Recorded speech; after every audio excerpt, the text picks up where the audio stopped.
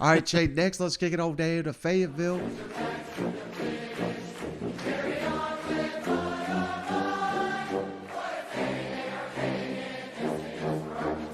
where Sam Pittman just wrapped up the latest spring practice down there. They're going to have a scrimmage this weekend, I believe, in Fayetteville to get things going as they inch closer to the upcoming season. But, it's interesting, Shane, because how could the Arkansas Razorbacks not be hearing all the hype? The coaches poll just came out. We covered that earlier in the week. Razorbacks are ranked in that thing. That's got to be the first time that Arkansas is ranked in the preseason. And as long as I can remember, I can't remember the last time Arkansas, they're always a program that has to kind of prove themselves to the pollsters, but not anymore, not under Sam Pittman. So there's a growing confidence, not only within the program, but within the fan base. That's something Sam Pittman hits on here. And KJ Jefferson, just how he won over the team, he won over the fans. Hell, he won over the state, says Sam Pittman last season. And that's just growing this fall in training camp. And one little nugget I thought was interesting, Shane. We talked up the Arkansas Razorback receivers on the last episode. One guy we didn't talk about, Warren Thompson, who has made some big plays in his career there for the Razorbacks. Sam Pittman says this is the most improved player on the football team. He's making catches.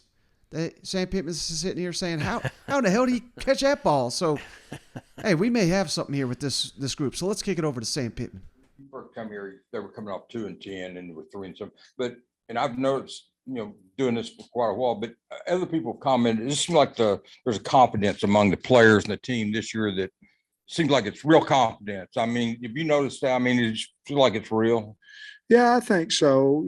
I think probably means there's more people that believe in the team. There's probably a few more, hopefully there's a few more fans and there's a few more players and all that. But yeah, I think there's a quiet confidence. That's kind of what you want when you're what you might call an underdog, or there's a confidence of we need to show people, and that's kind of what we're about. But yeah, I feel that about our squad as well. Of course, I guess 9-4 doesn't hurt that, does it? Yeah. No, well, I think if you beat some teams that maybe we've struggled in the past of doing that, or beat some teams that they beat 10, 11 years ago, whatever that may be, then I think that always helps with your confidence. We've talked a lot in camp about KJ kind of growing as a leader, but I wondered if there was a particular moment that you saw that happen, a conversation, or when that switch kind of maybe flipped. I think probably the second half of the Rice game is when, he was our leader, but is when he kind of took the team over, and then you take that and add to the Texas game, and that's whenever he won everybody. He won the fans, the state, the team, me. He already had me, but he really had me after that game. But he's such a likable kid, and he's not a let's go back the other way. He's a quarterback that is a running back. He's got a mentality of physicality about him, a little bit to a fault, when he gets in the open field. But you can't, it's hard to take that away from him. But I think the team likes him because he's in the physicality of practice now. Of games.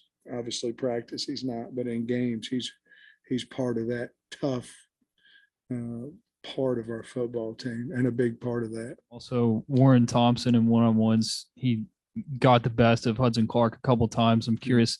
I feel like we haven't talked about him as much as we have maybe Landers or Hazelwood. Just what have you seen from him now that he's in year 2 with Arkansas? As improved as anybody. He was a guy to this point now, and I think it'll continue. I think he's in a really good space. I think he's comfortable. I think he went through a year last year where he didn't know if he wanted to be here, go home, but who's my friends. He had a lot of things going on, I think, last year. You ought to talk to him, but I think he's in a good space.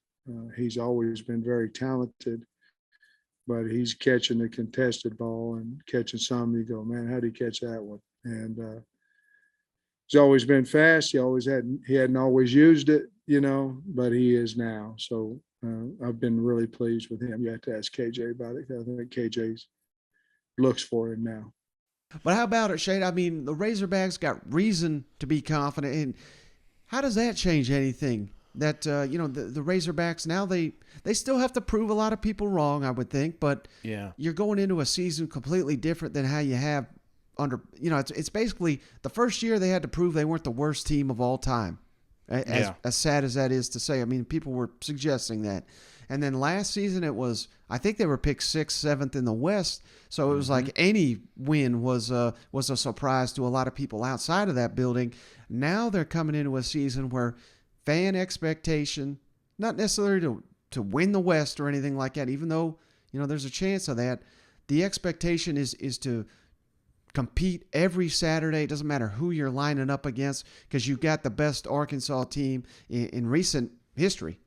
Yeah. No, I mean, well, this is a rabid fan base, This is a group. I think the expectations that's what it all boils down to. They get more and more, every single season, and they're pretty damn lofty right now, Mike. There's a fan. I mean, there's a lot of fans out there that think that this is the year that they have an opportunity to win a West. When you think it's Alabama, it's Texas A&M, and then it's Arkansas. You know what I'm saying? So it's no more. It's still a climb, and that part is always fun to watch them grow. But this is a group that's got a Heisman candidate for quarterback. This is a group that's got a lot of returning talent coming back. So a lot of people decided not to go to the NFL so that they can go one more time. So, those expectations, that adds a little bit, but it also makes it easier when you're recruiting a kid to your school and you can say, hey man, this is what we're expecting. And you're the final piece that we need. So I think there's ebbs and flows, man. There's goods and bads. And I think right now we're still in a good phase because I haven't lost one yet. Yeah, and I really do think, Shane, when you hit the practice field, when you're a program like Arkansas that's on the rise, I mean, you have to be able to sense, the roster's getting so much better. The depth's getting better.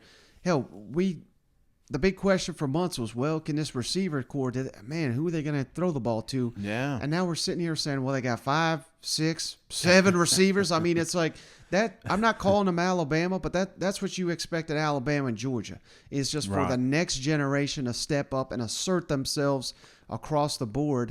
And it seems like what we perceive as weaknesses, incredibly maybe strengths for the Arkansas Razorbacks. And that's what it takes to take that next step up in the SEC. Is you can't have any glaring weaknesses. You got to be able to be balanced, and you got to be able to be tough as hell, like Sam Pittman thinks his latest Razorback team is.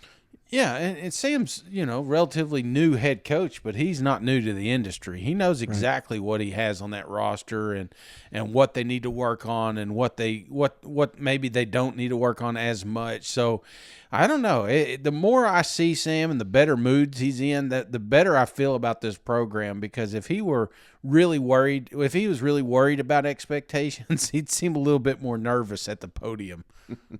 Well, speaking of high expectations, Shane,